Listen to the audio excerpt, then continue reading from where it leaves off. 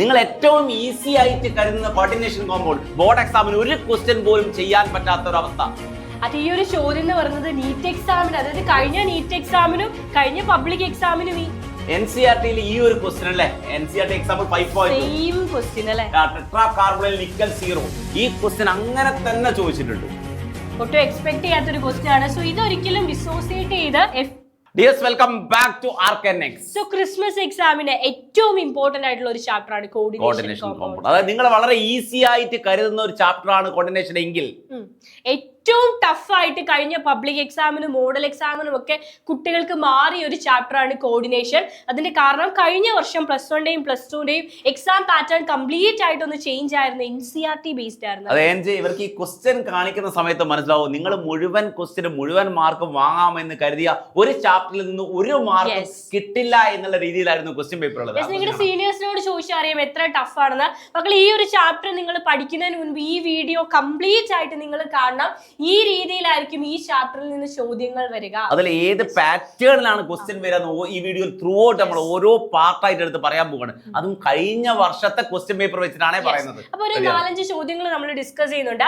ആദ്യത്തെ ചോദ്യം ഇതായിരുന്നു, write the formulas of the following coordination compounds. അതായത് കുറച്ച് കോർഡിനേഷൻ കോമ്പൗണ്ടുകൾ തന്നിട്ടുണ്ട്, അവരുടെ ഫോർമുല കൺസ്ട്രക്ട് ചെയ്യണം. നിങ്ങൾ നോക്കിയാൽ അറിയാം, നിങ്ങളുടെ എക്സാമ്പിൾ ക്വസ്റ്റ്യനിൽ അതേപോലെ, അതായത് സെയിം ടു സെയിം അല്ലെ, same questions tetra carbonyl nickel കാണുന്നുണ്ട് നിങ്ങൾ, ടെട്രാ കാർബണൈൽ നിക്കൽ 0, ഇതേ ക്വസ്റ്റ്യൻ തന്നെയാണ് ബോർഡ് എക്സാമിന് വന്നിരിക്കുന്നത്. അപ്പൊ നമുക്ക് ഒരെണ്ണം ചെയ്ത് നോക്കാം. ടെട്രാ കാർബണൈൽ നിക്കലിന്റെ എഴുതാൻ ചോദിച്ചിട്ടുണ്ട്. പൊട്ടാഷ്യം ടെട്രാ ഹൈഡ്രോക്സിഡോ സിങ്കേറ്റ് 2 ഉണ്ട്. ഇത് ചെയ്യാല്ലേ. ടെട്രാമിൻ അക്വാ ക്ലോറിഡോ കൊബാൾട്ട് ക്ലോറൈഡ്. യെസ്, ടെട്രാ എങ്ങനെ നമ്മൾ ആദ്യം കോർഡിനേഷൻ സ്പിയർ ആണ്, കാരണം ടെട്രാമീൻ എന്ന് പറയുന്നത് ലിഗാൻഡ് ആണ്. ലിഗാൻഡും സെൻട്രൽ മെറ്റൽ അയോൺ വരുന്നത് കോർഡിനേഷൻ സ്പിയറിനുള്ളിലാണ്. അപ്പൊ കോർഡിനേഷൻ സ്പിയർ വരച്ചു. പുറത്താരുണ്ട്? ക്ലോറൈഡ് ഉണ്ട്. എത്ര Cl ഉണ്ടെന്ന് നമുക്ക് നോക്കാം അല്ലെ. അപ്പൊ ആദ്യം ക്ലോറൈഡ് വരച്ചു. ഇനി ആരാണ് സെൻട്രൽ മെറ്റൽ അയോൺ ഐഡന്റിഫൈ ചെയ്യുക? ഇവിടെ ഓക്സിഡേഷൻ സ്റ്റേറ്റ് കൊടുക്കുന്നുണ്ട്. അതിന്റെ ലെഫ്റ്റ് സൈഡിൽ കിടക്കുന്ന ആളാണ് സെൻട്രൽ മെറ്റൽ അയോൺ, കൊബാൾട്ട് ആണ്. സോ ആദ്യം കൊബാൾട്ട് എഴുതുക, അതിനുശേഷം ലിഗാൻഡുകൾ എഴുതുക. ആൽഫബറ്റിക്കൽ ഓർഡറിലായിരിക്കണം ലിഗാൻഡുകൾ എഴുതേണ്ടത്. അമീനും അക്വായും ക്ലോറിഡോയും ഉണ്ട്. അപ്പൊ ആദ്യം വരുന്നത് അമൈനാണ്, NH3 ആണ്. അപ്പൊ മക്കൾ ശ്രദ്ധിക്കുക, പോളി ആറ്റോമിക് ആണെങ്കിൽ ഒന്നിലധികം ആറ്റങ്ങൾ വരുന്നുണ്ടെങ്കിൽ അതിനെ ഒരു ബ്രാക്കറ്റിൽ ഇടണം. ടെട്രാമീൻ 4 NH3 ഉണ്ട്. സോ 4 അക്വ എന്ന് വെച്ചാൽ H2O ലിഗാൻഡ് ആണ് അക്വ. H2Oനെയും ബ്രാക്കറ്റിൽ ഇടുക. ദെൻ ക്ലോറിഡോ ABC, ക്ലോറിഡോ, അത് കഴിഞ്ഞിട്ടാണ് വരുന്നത് Cl. ഓക്കെ ആർത്തി, ഇനി എന്താ കണ്ടുപിടിക്കണം? അപ്പൊ tetrammine aqua chlorido cobalt 3 chloride. Cobalt 3 chloride ബ്രാക്കറ്റിന് പുറത്ത് എത്ര ക്ലോറിൻ ഉണ്ട് നമുക്ക് അറിയില്ല. അപ്പൊ മക്കൾ നോക്കണത് ബ്രാക്കറ്റിനുള്ളിൽ ഒരു -1 ആണുള്ളത്, -1. ബ്രാക്കറ്റിന് പുറത്ത് ഒരു -1, അത്രേ -1 -2 ആയിട്ടേ ഉള്ളൂ. നമുക്ക് എത്ര വേണം? -3 ഉണ്ടെങ്കിലേ +3. ഇവിടെ കൊബാൾട്ട് 3 ആണ്. ഇവിടുത്തെ ഓക്സിഡേഷൻ നമ്പർ മക്കൾ മനസ്സിലാക്കുക +3 ആണ്. ഇവിടെ +3 ന്യൂട്രലൈസ് ചെയ്യണമെങ്കിൽ 3 -1 ആണ്. ഇവിടെ ഒരു -1 ഉണ്ട്, ഇവിടെ ഒരു -1 ഉണ്ട്. സോ -2 ആയിട്ടേ ഉള്ളൂ. -3 വേണം. -3 വേണമെങ്കിൽ നമുക്ക് എന്ത് വേണം? 2 ക്ലോറിൻ വേണം. സോ ഇപ്പൊ -2 ആവും അല്ലേ. -2 + -1 -3 -3 + 3. യെസ്, അപ്പൊ ഇതാണ് ഫോർമുല എന്ന് പറയുന്നത്. കൊബാൾട്ടിന്റെ ഓക്സിഡേഷൻ സ്റ്റേറ്റ് തന്നിട്ടുണ്ട്. ബാക്കിയുള്ള ആളുകളുടെ ഓക്സിഡേഷൻ സ്റ്റേറ്റ് എന്ത് ചെയ്യണം നിങ്ങൾക്ക് അറിയണം. NH3 ന്യൂട്രൽ ആണ്, 0 ആണ്. H2O ന്യൂട്രൽ ആണ്, 0 ആണ്. Cl ന് മാത്രം -1 ആണ് ചാർജ്. Yes, okay. അടുത്ത, അപ്പൊ ഇത് എക്സാമ്പിൾ ക്വസ്റ്റ്യൻ ആണ്. NCERT എക്സാമ്പിൾ ക്വസ്റ്റ്യൻ മുഴുവൻ ചെയ്ത് നോക്കാതെ എക്സാം ഹാളിലേക്ക് പോകരുത്. അതിൽ ഓർമ്മിപ്പിക്കലാണ് ഇത് അല്ലേ. Draw the structure of geometric isomorphism of FeCNH3 twice CN4 and identify the cis and trans isomer. പല കുട്ടികൾക്കും ടഫ് ആയിട്ട് തോന്നിയ ഒരു ക്വസ്റ്റ്യൻ ആണ്, ഭയങ്കര ടഫ് അല്ല. ഞങ്ങൾക്ക് അതിലെ ഇവർ ഈ ക്വസ്റ്റ്യൻ വന്നപ്പോൾ പറഞ്ഞു ഈ സിലബസിലല്ല എന്ന് വരെ പറഞ്ഞ കുട്ടികളുണ്ട്. പക്ഷെ നിങ്ങൾ നോക്കണത് NCERT ക്വസ്റ്റ്യൻ ആണ്.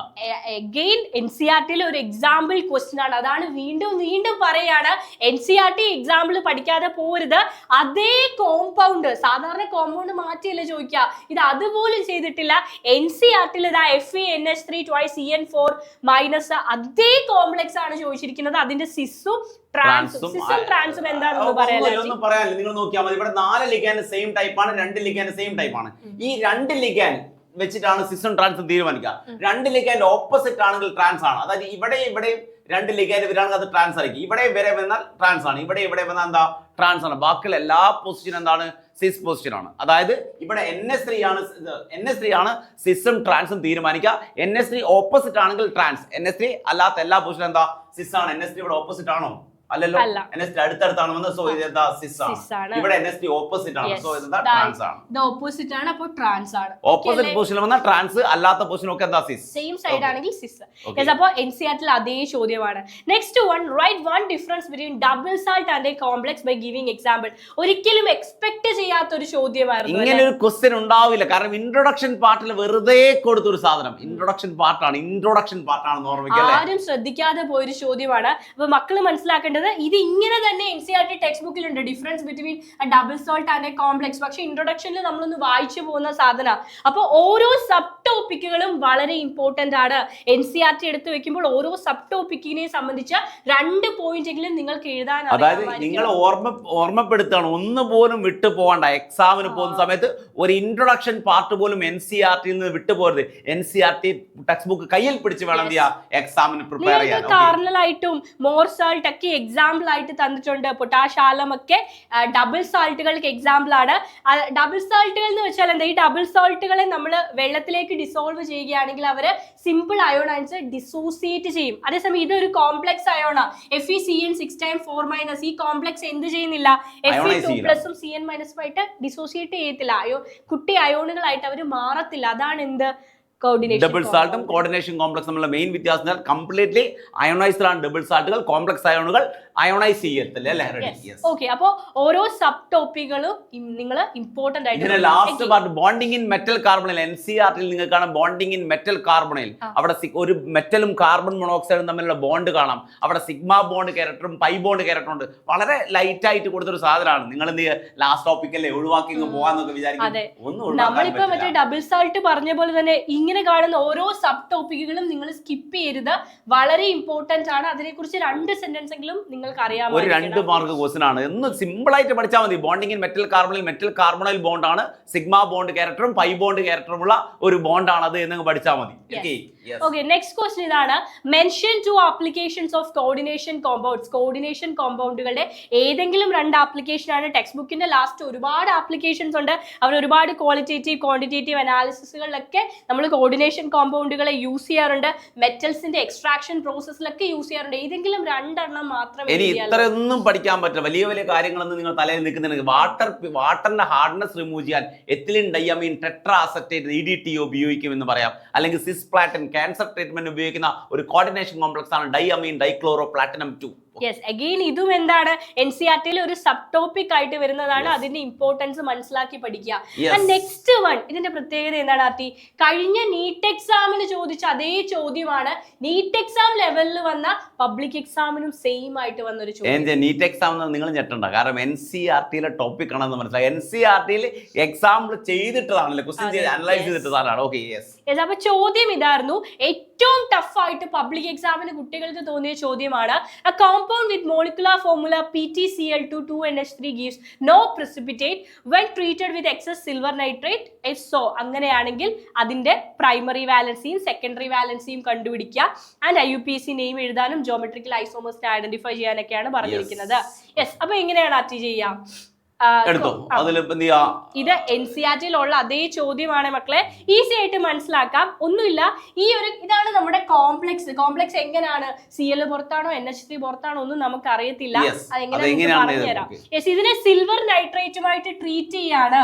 സിൽവർ നൈട്രേറ്റുമായിട്ട് ട്രീറ്റ് ചെയ്യുമെങ്കിൽ ക്ലോറിൻ ആണ് സാധാരണ പുറത്തു വരാം. AgCl പ്രസിപിറ്റേറ്റ് ചെയ്യണം. നിങ്ങൾ അത് ഭയങ്കര ടഫ് ഒന്നുമല്ല സംഭവം. NCERT ടെക്സ്റ്റ് ബുക്ക് കൊടുത്താൽ കണ്ടാൽ നിങ്ങൾക്ക് മനസ്സിലാവും എന്താണ് കോർഡിനേഷൻ കോംപ്ലക്സ്. ഒന്നുമില്ല, ഇപ്പൊ PT NH3 ഉള്ളിലാണ്, NH3 ട്വൈസ് ആണ്, Cl2 ഇങ്ങനെയാണ് ഈ കോംപ്ലക്സ് ശരിക്കും വരിക. ശരിക്കും ക്ലോറിൻ പുറത്താണ് വരുന്നതെങ്കിൽ എന്ത് ചെയ്യും? ഇതിനെ AgNO3 ട്രീറ്റ് ചെയ്താൽ AgCl പ്രസിപ്പിറ്റേറ്റ് ചെയ്യപ്പെടും. AgCl പ്രസിപ്പിറ്റേറ്റ് ചെയ്യും ക്ലോറിൻ പുറത്താണെങ്കിൽ. അതായത് ഈ ക്ലോറിൻ ആണ് പ്രസിപ്പിറ്റേറ്റ് ചെയ്യുന്നത് മനസ്സിലാക്കാം. സ്ക്വയർ ബ്രാക്കറ്റിന് പുറത്തുള്ള ക്ലോറിൻ ആണ് പ്രസിപ്പിറ്റേറ്റ് ചെയ്യുള്ളൂ. സ്ക്വയർ ബ്രാക്കറ്റിന് ഉള്ളിലുള്ള ക്ലോറിൻ ഒരിക്കലും എന്തില്ല പ്രസിപ്പിറ്റേറ്റ് ആയി മാറില്ല. അത് കോംപ്ലക്സ് അയോൺ ആണ്. ആ കോംപ്ലക്സ് അയോൺ അയോണൈസ് ചെയ്യത്തില്ല. അതേപോലെ മക്കൾ മനസ്സിലാക്കുക, പുറത്ത് 2 ക്ലോറിൻ ഉണ്ടെങ്കിൽ Cl2 ആണെങ്കിൽ ഇവിടെ 2 AgCl 2 mole of AgCl AgCl ഇവിടെ precipitate 3 ചെയ്യും. CL ഉണ്ടെങ്കിൽ 3 AgCl precipitate ചെയ്യും. അവിടെ ഒറ്റ AgCl ഇല്ലെങ്കിൽ AgCl precipitate ഉണ്ടാക്കത്തില്ല.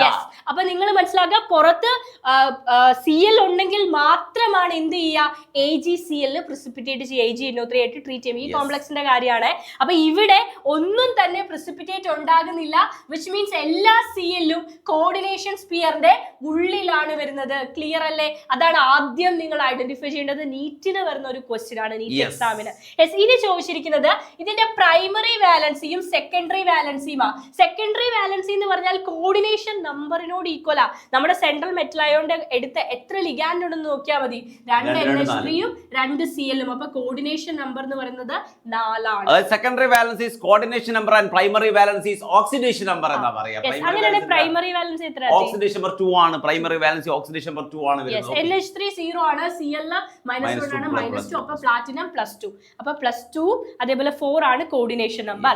അടുത്തത് ഇതിന്റെ IUPAC നെയിം എഴുതണം, ഈ കോംപ്ലക്സ്. അപ്പൊ കോംപ്ലക്സ് അറിയാമെങ്കിൽ മാത്രമേ IUPAC നെയിം എഴുതാൻ പറ്റൂ. CL അകത്താണോ പുറത്താണോ നിങ്ങൾ അറിയണം. ഈ ഫോർമുല വെച്ചിട്ട് സിൽവർ നൈട്രേറ്റുമായിട്ടുള്ള റിയാക്ഷൻ വെച്ചിട്ട് നിങ്ങൾ ഫോർമുല എഴുതണം. നിങ്ങൾക്ക് മനസ്സിലാവണം 2 ക്ലോറിനും ഇൻസൈഡ് ദ കോർഡിനേഷൻ സ്ഫിയർ ആ സ്ക്വയർ ബ്രാക്കറ്റിനുള്ളിലുള്ളതാണെന്ന് മനസ്സിലായാൽ മാത്രമേ നിങ്ങൾക്ക് ചെയ്യാൻ പറ്റുള്ളൂ, നെയിം എഴുതാൻ പറ്റുള്ളൂ. ക്ലോറിനുള്ളിലാണെന്ന് മനസ്സിലായത് നോ പ്രസിപ്പിറ്റേറ്റ് എന്നാ. ക്ലോറിൻ ഒറ്റ ക്ലോറിൻ പോലും ഔട്ട്സൈഡ് ഇല്ല എന്ന് മനസ്സിലാക്കി. അപ്പൊ ഈ കോർഡിനേഷൻ കോംപ്ലക്സിന്റെ പേരെന്താ? ആദ്യം അമീൻ ആണ് വരുന്നത്, 2 അമീൻ ഉണ്ട്. അപ്പൊ ഡൈഅമൈൻ, ഡൈക്ലോറിഡോ, പ്ലാറ്റിനം 2. പ്ലാറ്റിനം 2 അത്രേ ഉള്ളൂ. ക്ലോറിൻ പുറത്താണ്, ക്ലോറൈഡ് എന്നൊക്കെ വരും. അതുകൊണ്ട് അത് മനസ്സിലാക്കാം. ഇനി ഇതിന്റെ ജോമെട്രിക്കൽ ഐസോമേഴ്സ് അത് ടെക്സ്റ്റ് ബുക്കിൽ അങ്ങനെ തന്നെ കൊടുത്തിട്ടുണ്ട്. മക്കളെ ഈ ഒരു കോളവും ടെക്സ്റ്റ് ബുക്കിൽ ഉണ്ട്, പക്ഷെ ചില ആളുകൾ ഇത് സ്കിപ്പ് ചെയ്യും. നിങ്ങൾ ഇതിന്റെ ഇപ്പൊ ഒന്ന് അനലൈസ് ചെയ്ത് നോക്കും. നിങ്ങൾ ഈ ടേബിൾ ഓർക്കുന്നുണ്ടോ? നീറ്റിനൊക്കെ പ്രിപ്പയർ ചെയ്യുന്ന കുട്ടികൾ ചിലപ്പോ ഇത് പഠിച്ചിട്ടുണ്ടാവും, അല്ലാത്ത കുട്ടികൾ പഠിക്കണം. ഈ കോളത്തിൽ കാണും 2 ക്ലോറിൻ 2 AgCl precipitate വെച്ചാൽ ആ കോർഡിനേഷൻ കോംപ്ലക്സിന് 2 chlorine outside the coordination sphere. ഈ കോളം കണ്ടാൽ നിങ്ങൾക്ക് ഈസി ആയിട്ട് മനസ്സിലാവും 2 ക്ലോറിൻ ഔട്ട്സൈഡ്. ഇവിടെ 2 precipitate ഉണ്ടാവുന്നുണ്ട്. അതിന്റെ അർത്ഥം എന്താ മക്കളെ? 2 CL കോർഡിനേഷൻ സ്ഫിയറിന്റെ വെളിയില. അതുകൊണ്ടാണ് അത് precipitate ചെയ്യുന്നത്. പുറത്തുള്ള അയോണുകളാണ് precipitate ചെയ്യുന്നത്. അടുത്ത എഴുതി കൊടുക്കുക. അടുത്ത എഴുതണം. മൂന്നാമത്തെ എഴുതി കൊടുക്കുക. 0 എഴുതി കൊടുക്കുക. 0. മൂന്നാമത്തെ ഇതാണോ? PtCl4 2HCl എന്നുള്ളതാണ്. അതിലെന്താ 0 chlorine outside the coordination sphere എന്നാ പറയുന്നത്. റെഡി അല്ലേ? നെക്സ്റ്റ്. ഓക്കേ, അപ്പോൾ എല്ലാത്തിന്റെ സെക്കൻഡറി വാലൻസി കണ്ടുപിടിക്കാൻ വേണ്ടി ടെക്സ്റ്റ് ബുക്കിൽ തന്നെ കൊടുത്തിട്ടുണ്ട്. എക്സാമ്പിൾ ക്വസ്റ്റ്യൻ ആണ്. എക്സാമ്പിൾ ക്വസ്റ്റ്യനും ഇൻടെക്സ്റ്റ് ക്വസ്റ്റ്യനും പഠിച്ചിട്ടേ പോകാവൂ. ഇൻടെക്സ്റ്റ് നമ്മൾ ഓരോ ഷോർട്ട് ആയിട്ട് നമ്മുടെ ചാനലിൽ പേടിക്കണം. ഈ ക്വസ്റ്റ്യൻ ഒക്കെ 1 by 1 ആയിട്ട് നമ്മൾ എന്ത് ചെയ്യും? ഓരോ ക്വസ്റ്റ്യൻ ആയിട്ട് ചെയ്യും. കംപ്ലീറ്റ് ആയിട്ട് ഇവിടെ ചെയ്യാൻ സമയമില്ല. ഇപ്പൊ ജസ്റ്റ് പറയാ ഇത് ഒരു ജോമെട്രിക് ഐസോമേഴ്സ് ആണ്, സിസ്റ്റം ട്രാൻസ്ഫർ അല്ലേ? യെസ്. അപ്പൊ എല്ലാം ടെക്സ്റ്റ് ബുക്കിൽ നിന്ന് തന്നെയാണ് വരുന്നത് മക്കളെ. ഒന്നും ഔട്ട് ഓഫ് സിലബസ് അല്ല. NCERT ഫോക്കസ് ചെയ്ത് പഠിച്ചു തുടങ്ങാം. നമ്മുടെ മുന്നിൽ ടൈം ഉണ്ട്, വളരെ കുറച്ച് ടൈമേ ഉള്ളൂ. +2 കാരെ സംബന്ധിച്ച് ക്രിസ്മസ് എക്സാം കഴിഞ്ഞാൽ ഉടനെ ലാബ് എക്സാമും അതിന്റെ മോഡലും പബ്ലിക് എക്സാമും ഇംപ്രൂവ്മെന്റും ഒക്കെ വരും. എല്ലാ കാര്യങ്ങളും നമ്മൾ പ്രൊവൈഡ് ചെയ്യും, നമ്മുടെ ചാനൽ പ്രൊവൈഡ് ചെയ്യും. അല്ലേ? നിങ്ങൾ ചാനൽ ആദ്യമായിട്ട് കാണുന്നതാണെങ്കിൽ സബ്സ്ക്രൈബ് ചെയ്യുക, അതുപോലെ മാക്സിമം ഫ്രണ്ട്സിലേക്ക് എന്ത് ചെയ്യുക, ഷെയർ ചെയ്ത് വെക്കുക. ഓക്കെ, അപ്പോൾ ബൈ.